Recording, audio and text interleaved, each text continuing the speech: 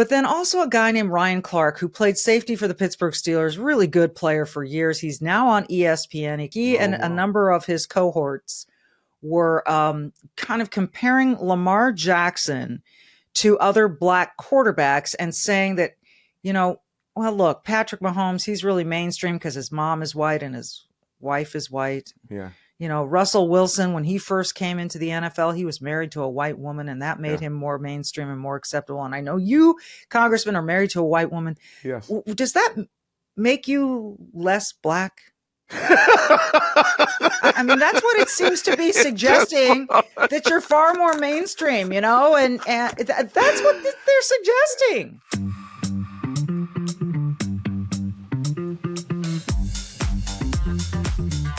Congressman Wesley Hunt is so fun to talk to. I had the pleasure of interviewing him before he was actually elected to Congress in the great state of Texas, and I've appeared at some events with him. He's just got just a great character, and he's right there on the inside. We're going to ask him a bunch of questions about things going on in DC with TikTok, with Elon Musk, and of course with President Trump. That is all coming up. Wesley Hunt, the congressman from Texas, is next. Congressman Wesley Hunt, it is great to see you again. We've had the pleasure of knowing each other since before your election. And I like to think that it was this podcast that pushed you over the edge, sir, Of course it was. Of course it was. Everyone in Texas watches the Michele Tafoya podcast. They should. They should. So last week we saw a momentous day in Washington, D.C., where President Trump signed an executive order. A couple of my friends were there saying that biological men can no longer compete in women's sports. I've said this a million times, Congressman. It's kind of weird that we have to put that in writing, that the president has to. But I know you were there. What was the event like? It was fantastic to see roughly 100 girls standing behind President Trump that's defending them and defending their future was actually really, really cool. And to see it in person was even something that it will sit with me for the rest of my life. And as somebody that has two little girls, I have been fighting for this for the last couple of years in the Judiciary Committee, just speaking out against the lunacy of thinking that biological men should be competing against women is unbelievable. I think President Trump really touched on that when he said, I can't believe I'm standing up here stating the obvious. Yeah. I can't believe that I am just using simple common sense. The idea that a man can a biological man can have a powerlifting competition against a woman and then outlift her by 400 pounds. The great Riley Gaines was there, and she was, obviously the swimmer that went through all this stuff and was competing against biological men. And after all the hard working years that she put into swimming, she loses to a man, and that changed her life to go down this road to protect women for the future. Yeah. So it was amazing experience in the White House. And again, this is historic change. This is what the people voted for, and I'm so proud and glad to be a part of it. You know what, Congressman? I think a lot of people took shots at Riley Gaines for whatever reasons they wanted to. And I have to say that without her, I mean, I'm not sure who would have stepped in to fill the void in the way that she did. And she spoke on campuses where she was targeted, where she, physically was abused by hecklers, and had to have intense security to get her safely in and out of those environments. She was relentless. She was fearless. She was thoughtful. She was articulate on the subject. She's become really iconic for this movement. Yeah. And I just, she put herself out there. And I think, some people maybe thought, okay, enough, Riley. No, it had to be done. Sometimes you just got to keep fighting. And I don't think we can overstate how much she mattered. I mean, this whole thing happened because of her and her tenacity. And you want to talk about courage under fire. I mean, this is such a rare thing to see now. Somebody that's willing to take all those arrows at such a young age and be this determined to see this done. And I think for her to get acknowledgement from President Trump on a national scale after all the years of work that she has put into this is a huge blessing for her. And again, it's actually an example even for my little girls and young ladies all over the world That's how you get stuff done. Life's not easy. It's going to be tough. People are going to yell at you. But if you're standing up for what you believe in and the right thing, this is an example of how you should go about it. You mentioned her age, and that reminds me of Caroline Leavitt, who's the new press secretary under Trump. She's just 27, and she has already put a stamp. She really has put her own personal style to work here. She talk about not backing down. She's 27. So I'm starting to think that whereas I used to be really concerned about future generations, that I'm seeing a lot of young people step up and gather their spines and do what you just said, take the slings and arrows, because they know it's common sense. I hear that term being used a lot. So I'm sure there's a lot that I'm not even seeing. What are you witnessing in DC and in your district, even in terms of young people getting involved? There are a lot of bright spots in our society from this generation. I mean, to be honest with you, I can't believe this, but my chief of staff is 26 years old. He's the youngest chief of staff on Capitol Hill. He also is the hardest working guy I've ever seen in my entire life.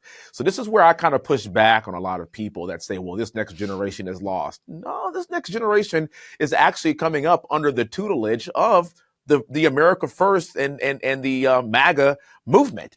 And when you look across colleges, I'm very, very pleased in what I'm seeing. And the media is not going to talk about the people that are standing up for themselves in this manner. You're not going to see it. But when you go to churches, like I was in a church down in Houston this past weekend, and they had a weekend called Freedom Weekend.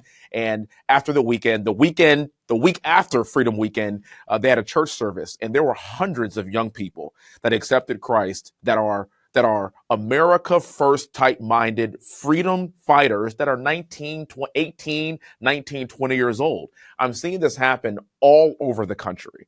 So again, we are living in times to where, we always say this next generation is potentially lost, but the people that you just named are certainly highlights. And I am the next generation just after them. So hopefully I can help to kind of be the bridge here to impart some of this America First pro-America knowledge onto them and get more people open about talking about it. That's the biggest thing. A lot of people sit in silence. And that's what makes what Riley Gaines did so important, because she spoke up for what she believed in. How can we continue to encourage young people to do just that? Yeah. It is encouraging. And I can just hear the progressive left responding and saying, yeah, you're all a bunch of white Christian nationalists, even though I'm sitting here talking to an African-American man, a black man.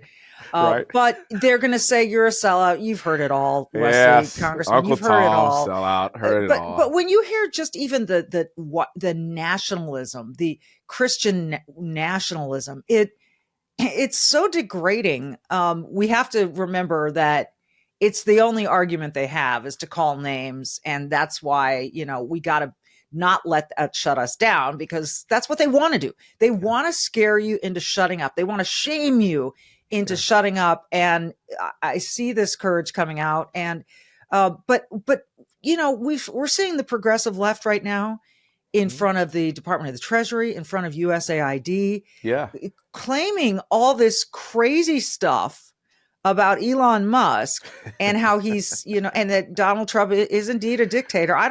I can't remember a dictator who gave so much power to a guy like Elon Musk, but and I rarely see authoritarian or fascist governments that want to cut government spending. Right? So, I mean, that want to reduce government scope, right? Like it's right. We want to do less for you and let you do more for yourselves, right? Look, I'm only seeing this as a lot of us are, Congressman, on television, and it's you see it and you go, wow, these people are mad, and but in DC, in the hallways, the things that you experience, it's there.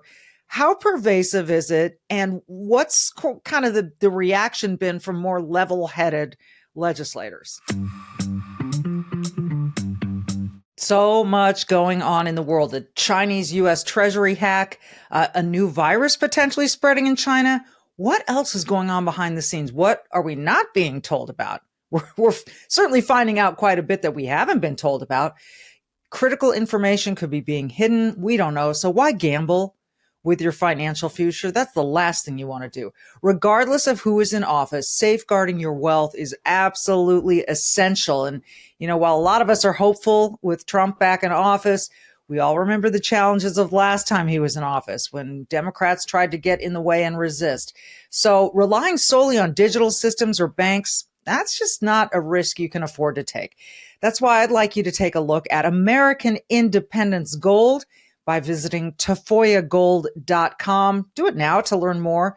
You can also call them at 833-324-4653. It's right there on your screen. For generations, gold and silver have been the ultimate safe haven, weathering wars, recessions, and market crashes. This is more than just owning gold. It's about taking control of your financial future. And as a proud veteran-owned company, American Independence Gold goes the extra mile by supporting our military families. They cover custodial fees for life on qualifying accounts, and they donate a portion of every purchase to Tunnel to Towers Foundation, one of our favorites. Don't wait to secure your future. Act right now before it's too late. Visit tafoyagold.com, TAFOYA gold.com. You can find it in the show notes, or call 833-324-4653 today, 833-324-4653, or go to tafoyagold.com. Make the smart move for your future today at TAFOYA gold.com. In DC, in the hallways, the things that you experience, it's there. How pervasive is it? And what's kind of the reaction been from more level-headed legislators? Well, I tell you what, in spite of being outspent by the Democratic Party this last cycle by about $1 billion, we still had a sweeping victory with President Trump. Do you know that 1 in 3 black men in the state of Texas voted for President Trump? And so what we've realized is that people had to live under the last 4 years, and you cannot finesse people with these ridiculously high grocery prices, and you can't finesse them by rolling Beyonce and Taylor Swift out here. People realize that we had it better under President Trump. I don't care what the media said over the course of the past 4 years. Let's bring that back. And President Trump has done more in the last 2 weeks than Joe Biden has done in the last 50 years. So we're seeing a seismic shift away from legacy media and to outlets like you, like what you're doing. We're seeing more podcasts. We're seeing the rise of X and Instagram and other platforms that TikTok and other platforms that I think people are turning to them more because they want to find out exactly what people are thinking from the horse's mouth. I always tell people that are kind of in older generation, I hear this a lot, Wesley, I don't do that whole social media thing. I'm like, what a shame to a certain extent, because if you have a question as to what I think, what I believe about anything, we post every day about topical issues that I'm thinking. You could actually go and hear exactly what I'm thinking and what I'm saying by following me on social media. Well, that's kind of what the next generation is doing. So we need more conservative voices to talk about these kinds of things. And then to add to your point about Elon and about President Trump giving Elon this power, what he's done for the past few weeks is literally trim government by almost $8 billion in a couple of days by just getting rid of fraud, waste, and abuse. Why wouldn't we want more of this? This is, I was talking to my husband about this. He doesn't tend to be as political as I am, but one thing he understands, he's in finance, so he understands money. And he looked at me incredulously and said, what kind of person would have a problem with us going through our expenditures and determining which ones are really, really stupid and unnecessary?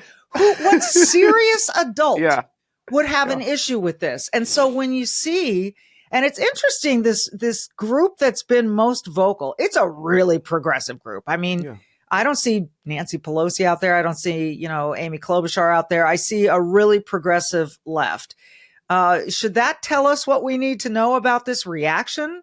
That's the people that are big mad is all you need to know. If we are making the right people angry, then we're actually treading in the right direction. And again, I had the pleasure of actually flying with President Trump and Elon last month from the Army Navy game. Oh, you're such a name dropper. To Mar-a-Lago, and I'm gonna tell you why. I'm sitting across from President Trump and sitting next to the richest man in the world. And you know what he was talking about? How he can make generational change. This guy doesn't care about money. He is looking at at our federal government's budget and saying, how would I run Tesla? How would I run SpaceX? How would I run my Boring Company? This is exactly what I would do to streamline it to make some of the most successful companies in the entire world. Yeah. To your point, why wouldn't we want somebody with that kind of capacity and brain power that's willing to even do that at this stage in his life to give his time to serve this country? That's all he wants to do. He doesn't have to do this. No, he doesn't have to do this. He doesn't have to do this. And for, I've heard things like, well, he's going to have access to all of my information, my social security. What's he going to do? He wants power. And I'm like, the guy has plenty of power. He's the richest man on the planet. Yeah, he's fine. He's fine. So this is, I think that people have really been kind of starving for this. We've seen our national debt just skyrocket to a point where, quite frankly, Congressman, am I going overboard when I suggest that the national debt is a national security threat? No, you are not. No, you are not. In fact, our national debt is probably the greatest existential threat to our children, our children's children. We're at $37 trillion in debt currently. We are $2 trillion above, spending $2 trillion above our annual budget every single year. And we've been doing so for the past almost 2 decades. This is not sustainable. End of discussion. Do you know we're going to spend more to service the debt than we spend every single year on defense? We're going to spend $1 trillion this year to service our national debt. And so if we don't really get serious about this, then again, we're not going to make this country economically feasible for the future. It has to begin right now. It has to begin with DOGE. It has to begin with President Trump. We have to grow our way out of this. We have to unleash American energy. We have to unleash American exceptionalism. And these tariffs that he is placing on this country is a genius negotiating tool. It seems to be working. Elon Musk X'd out. This is something that I thought was really interesting. He said, what countries tax their people and then send that money back to the United States? Nobody. Who does that? Why do we tax our public and then send it to other countries? Yeah. Why are we investing in our own countries? Again, common sense. We're getting back to it. Yeah. And I think everyone understands a certain extent of foreign aid, but not at the expense of, Americans in Western North Carolina or Southern California who've just had their lives completely upended. They are the ones who've been paying all the taxes and doing all the work and making this country what it is. So it's a little bit crazy. You mentioned TikTok a minute ago, and I want to get into this with you because I have been firm and never been on TikTok. And I know, I remember when Marco Rubio, still a senator at the time, said, take it off your phones. We can't have this. It's a danger. Yeah. But the tide seems to be, or the opinion about it seems to be changing a little bit. And you recently wrote that you were wrong and you are, big enough person to admit when you're wrong. And tell me why you think you were wrong. Of course. Hey, it is cold outside, but that doesn't mean you can't grill. Not if you have the right grill. And I'm talking about Solaire infrared grills. This thing is amazing. It really is. They heat up in just 3 minutes. They perform equally well in the cold of winter as in the heat of summer, and they grill your food a whole lot faster. The Solaire infrared grills heat your food directly, not the air around your food like a conventional grill would do. The intense heat also results in the juiciest food you're ever going to taste from any kind of grill, whether it's gas, charcoal, or otherwise. I'm telling you, I've tried fish, I've tried chicken, I've tried steak, burgers. It is so good. So to get the great taste, it's all the heat in Solaire infrared from besthotgrill.com. It gets hotter than anything you've experienced during the season. Try the Solaire infrared grill now with the demo program, the try before you buy. Don't be left out in the cold. Learn more about the USA-made Solaire infrared grills at besthotgrill.com. Besthotgrill.com. You were wrong, and you are, big enough person to admit when you're wrong. And tell me why you think you were wrong. Of course. So I was on that train too. I was on the anti-TikTok train. The Chinese Communist Party is spying on us, and they actually were, and they actually are with that app. So I'm not even going to pretend that that's not happening. But I was flying with President Trump, and he has a young man that travels with him, and President Trump refers to him as TikTok. It's this TikTok guy that uploads all of his videos, follows him around, and President Trump amassed a massive TikTok following on that platform, and he was able to communicate with the next generation. It really opened up my eyes, because how come there are only Democrats that are on this platform that are messaging to the next generation, and we are not? Now, I understand the issues with the Chinese Communist Party, but we as a country can walk and chew gum at the same time. Why can't we put some protections on this platform and still keep it so we as conservatives can message to the next generation? Why would we not do that? Yeah. And so what I really do appreciate is President Trump taking a second look, basically giving this company a stay of execution to give American companies the opportunity to buy this platform so we can keep it in the United States. Now, I say that to say this. What about Meta? What about Zuckerberg? This is a company that is owned by a U.S. person, by a U.S. company. They've been spying on us too. Yeah. They've been putting out misinformation about COVID. They were putting out misinformation about Russia. I almost think that's worse than what the Chinese Communist Party is doing through TikTok. So just because it's even owned by an American company, that doesn't mean that there's not nefarious intent by people that are leftists that still want to poison the brains of our young people. So what I want to see happen is conservatives get on this platform to message to the next generation. Hopefully we encourage somebody with an Elon Musk mind to say, I will come in, buy this platform for a couple of $1 billion, keep it going so that we don't have the Chinese spying on us, again, walking and chewing gum, while at the same time growing a platform and growing our presence that's reaching a lot of young people. Yeah. We added 100,000 followers in 4 weeks on that platform. Wow. It's the quintessential definition of free speech. Let's keep that going. Well, I suppose, I still would like to see it in American hands, because even when you point out Zuckerberg and Peter Dorsey when he was with Twitter before yes. Elon, at least if it's American owned, it does to a certain extent have to answer to the yes. American government, right? We can still call them, and they have to sit before us in front of the Judiciary Committee, in front of the Oversight Committee, and explain themselves. Yeah. That's the beauty of it. And that's why it must be American owned. When do you see that? Can you foresee that being something that happens in the not so distant future? There was supposed to be a deadline in January, and I think President Trump pushed it 3 months. So we got about 2 months. Got about 2 months left to figure this thing out. So okay.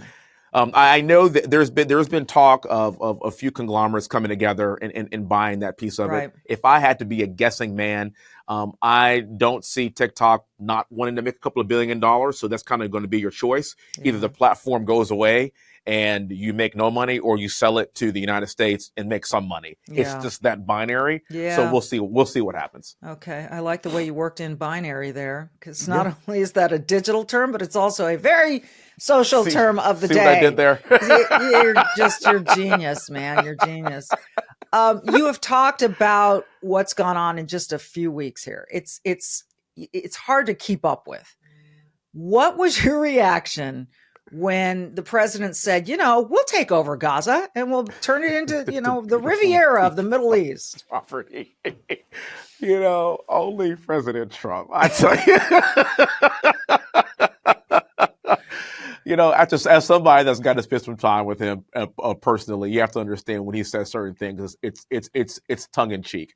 The beauty of President Trump is for a couple of things is we know who's in charge. We know he's up at 4:00 in the morning truthing from his own phone. We also know that whenever he says something, he means it. So buckle up. And I obviously think that statement was a little bit tongue in cheek. If you get to know him, he's kind of a stand-up comedian. But the other piece of it is he's serious.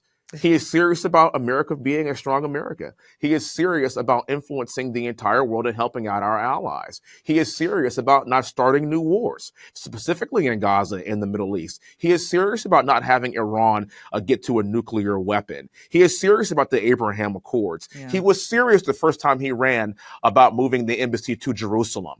And so when people hear, oh, he's joking about turning Gaza into beachfront property, you need to read behind the lines here. What he is really referring to is making America strong again so that we are respected. And if we want to turn one of the most hostile places on planet into Mar-a-Lago, we can do that too because we're America. And I'm here for it, Michelle. I love every second of it. You know what?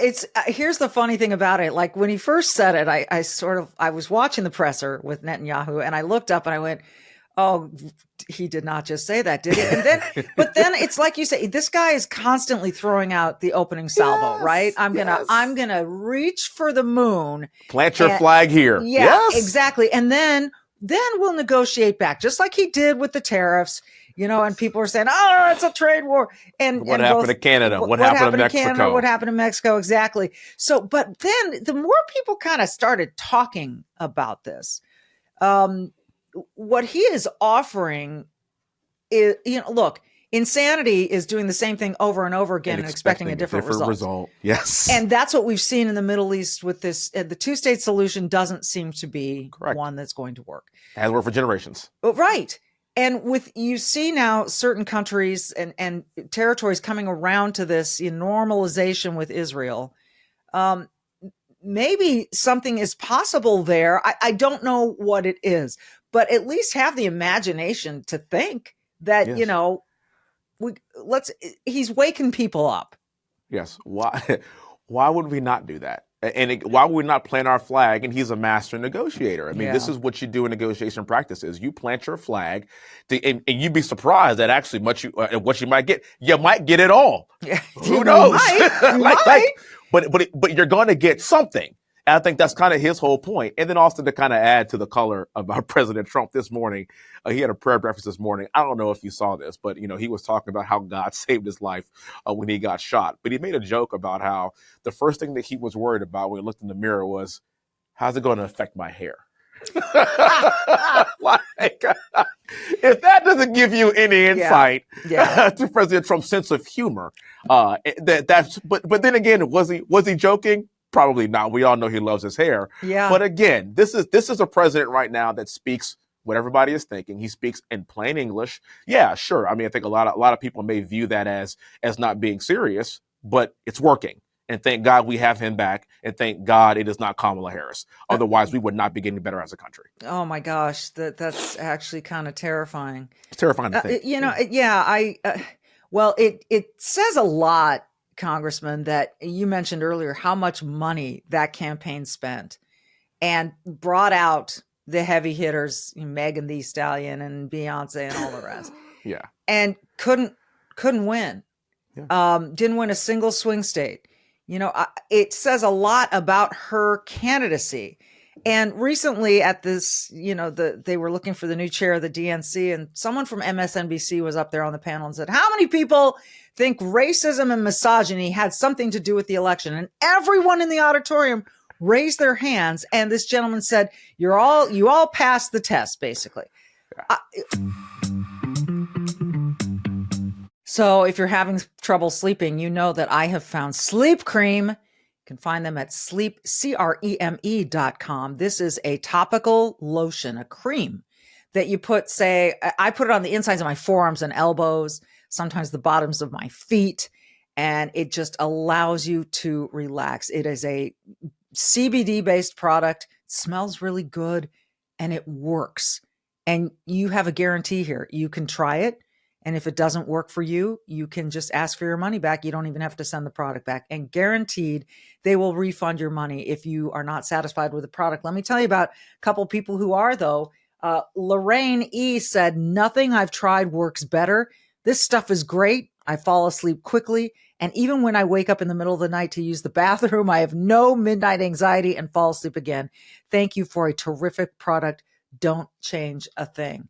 I can vouch for what Lorraine just said. I feel the same way. It's on my nightstand and it's on the nightstand of all my family members because, teenagers can use it too. It's safe. It's effective. So check it out. Go to sleepcream.com, CREME.com. Use the code Game Day for the next few weeks. You'll get free standard shipping on your first order. Game Day is the code. Sleepcream.com, CREME.com. I don't look, I'd vote for Condoleezza Rice in a heartbeat. Yeah. I would never vote for Kamala Harris. So does that make me racist and misogynistic? I don't know. Let's pray they keep doing this. Yeah. Let's pray they don't learn from what happened a couple of months ago. It's astonishing. Aren't you kind of again, talking with my very commonsensical, grounded husband about this, he said, it's amazing that, or can they ever admit that they were wrong? Or is that just, if you're so far afield, you can't come back to that and say, we were wrong. Well, they can't admit they're wrong because this is how they get minority votes, is by pandering to them to this way to make it appear like they care more about us than they really do, when they really don't care about us at all. And they're asking these questions, and it's groupthink, and obviously they're siloed around people that believe and think just like them, but they don't want to ask somebody like me. They don't want to bark up this tree, because I'll be the first to tell them that I've been black for a very long time, like literally, like my entire life. And I represent a majority white district that President Trump would have won by over 20 points. I won by almost 30 points. And I ran against, in the primary 2 years ago, I ran against 8 white guys that won by 30 points. I ran against 2 white Democrats the last 2 cycles, and I won by almost 30 points. So I'm literally being judged not by the color of my skin, but by the content of my character in the year of our Lord 2025. I'm here to recognize that we had a very checkered past, but I'm also willing to tell you is we've made a lot of progress in this country. And if Democrats admit that, then that's how they lose their base. Yeah. So when people like us push back on this narrative, they want to silence us and say that we don't exist, because that doesn't feed their narrative. This is literally one of the main reasons why I decided to run for Congress. This is why I'm vocal about who I am and what I'm trying to accomplish, because this is the America that I know and love. And we're not perfect. We're not perfect. But the best time to be black in America is today. And the one thing my dad always tells me, my dad's 75 years old, still alive and well. He always tells me, son, I was born in 1949. The Civil Rights Act was passed in 1964. You don't have it difficult. I had it difficult. You have no excuses. Yeah. I love that. And I've heard that from a couple of people. I've had a few NFL players on recently, Marcellus Wiley, who tells a very similar story that you just did about his own father and grandfather. Yeah. But then also a guy named Ryan Clark, who played safety for the Pittsburgh Steelers, really good player for years. He's now on ESPN. He does a lot of the NFL shows on ESPN. And he and a number of his cohorts were talking about kind of comparing Lamar Jackson to other black quarterbacks and saying that, well, look, Patrick Mahomes, he's really mainstream because his mom is white and his wife is white. Yeah. Russell Wilson, when he first came into the NFL, he was married to a white woman, and that made him more mainstream and more acceptable. And I know you, Congressman, are married to a white woman. Yes. Does that make you less black? I mean, that's what it seems to be suggesting, that you're far more mainstream, and that's what they're suggesting. And again, that is so funny to me. My wife and I agree about things in life, about how to raise our children. We have similar beliefs in God.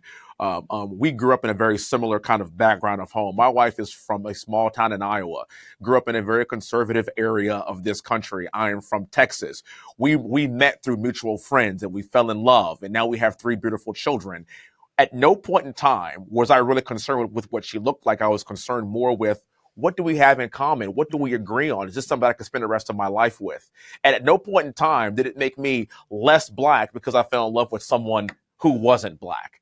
And when I look at my grandkids now, when my parents look at their grandkids now and I see how they are with their children, what I love about what we've done is my kids are going to have grandparents that grew up from the segregated South in New Orleans. They're going to have grandparents that grew up in the Midwest, two diametrically opposed areas. But what they find out is that there's love from both sides of this family, even though there are different experiences. And my kids will get to go to Mardi Gras with my parents, and then they'll get to sit on the tractor and go sit on a farm with my wife's parents. That's the beauty of this community. That's the beauty of America, is that we have the freedom to do that. At no point in time does it make her less white. At no point in time does it make me less black.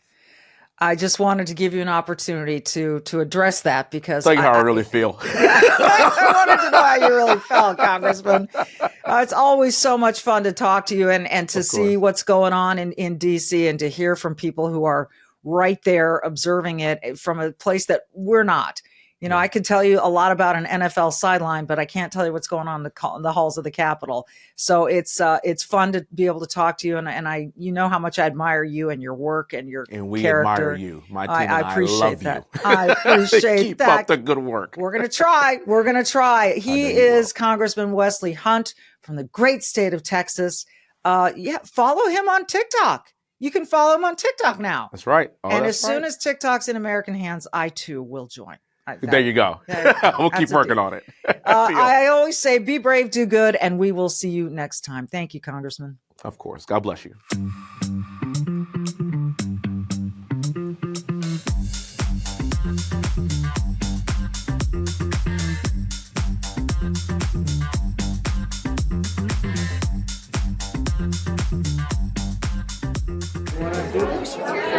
Watch what I do, and then I'm going to give you some pens, okay? Are you ready? What a nice picture this is, huh, Governor? You ready? We'll do a good job. Wait, let me press that. I want to make this a really good signature, because this is a big one, right?